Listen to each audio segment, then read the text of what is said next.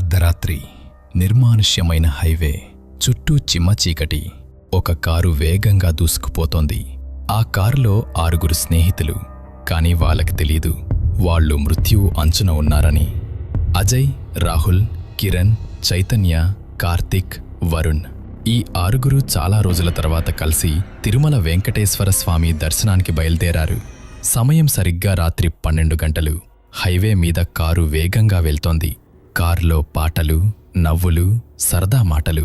కాని అకస్మాత్తుగా రోడ్డు మీద ఏదో నల్లటి ఆకారం వేగంగా కారుకు అడ్డంగా దూసుకెళ్ళింది.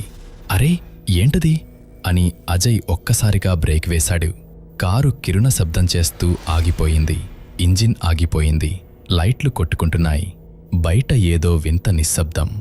ఏమైందో చూడటానికి అజయ్, కిరణ్, చైతన్య, కార్తిక్, వరుణ్ కారు దిగారు.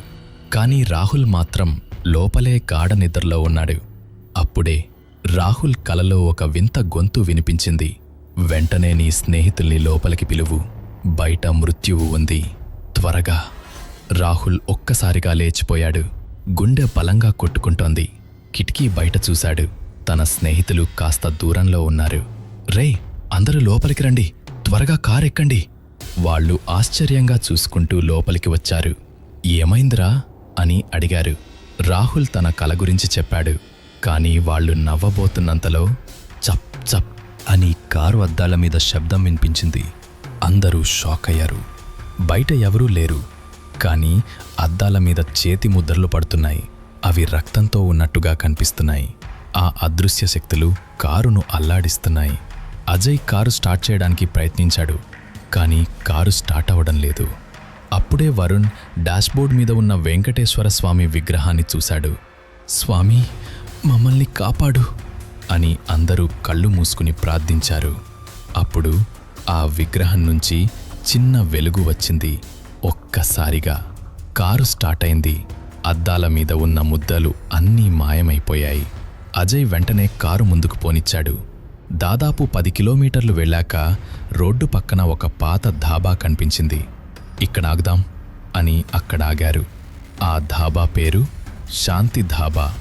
అక్కడ ఒక ముసలాయన మాత్రమే ఉన్నాడు. అతను వింతగా నవ్వి, మీకోసమే ఎదురు చూస్తున్నాను అన్నాడు. ఆ మాట విన్న రాహుల్ ఒళ్ళు జలధరించింది.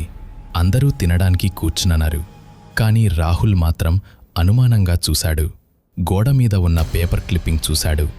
అందులో ఇలా ఉంది: 10 ఏళ్ల క్రితం ఇదే ధాబాలో 6 స్నేహితులు విషాహారం తిని చనిపోయారు. ఆ యజమాని ఫోటో. ఇప్పుడే వాళ్లకు ఆహారం వడ్డిస్తున్న అదే వ్యక్తి. రాహుల్ ప్లేట్స్ వైపు చూశాడు. అందులో ఆహారం లేదు. పురుగులు, మట్టి మాత్రమే ఉన్నాయి. తన స్నేహితులు అది తినబోతున్నారు. రాహుల్ గట్టిగా అరిచి ప్లేట్స్ కింద పడేశాడు. ఇది దాబా కాదు, ఇది మాయా, వెంటనే వెళ్ళిపోదాం అని అందర్నీ కారులోకి లాగాడు. వెంటనే అక్కడ్నుంచి వెళ్ళిపోయారు. తెల్లవారుజామున తిరుమల చేరుకున్నారు. ఒక పూజారికి ఈ విషయం చెప్పారు. అతను నవ్వుతూ అన్నాడు, మీ కారులో ఉన్న స్వామి విగ్రహమే మిమ్మల్ని కాపాడింది. కాని ఇప్పటికీ ఆ రాత్రిని గుర్తు చేసుకుంటే ఆ చేతి ముద్రలు, ఆ ముసలాయన నవ్వు వాళ్లను ఇంకా వణికిస్తూనే ఉన్నాయి.